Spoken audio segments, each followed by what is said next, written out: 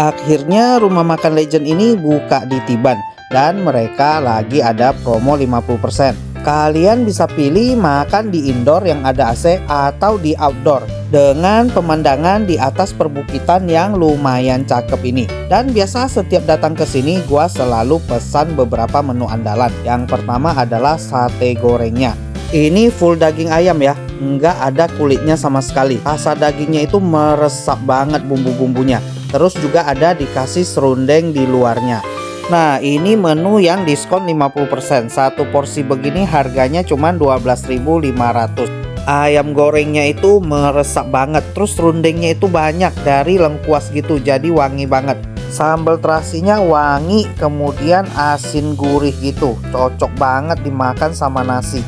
Untuk tahu tempe di sini rasanya juga lumayan enak ya. Marinasinya itu meresap banget. Dan kalau kesini gua nggak lupa pesen sayur asemnya. Ini salah satu sayur asem yang paling gua suka di Batam.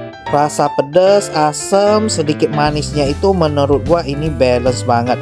Dan sebagai penutup gua pesen ada jus markisanya. Seger banget rasanya dan di dalamnya juga ada nata de coco gitu ya. Untuk lokasi Nyonya Trasi Tiban ini dekat dengan Excelso Tiban ya. Kalian bisa masuk dari pom bensinnya atau dari arah perumahan Tiban Ayu juga bisa. Selamat mencoba.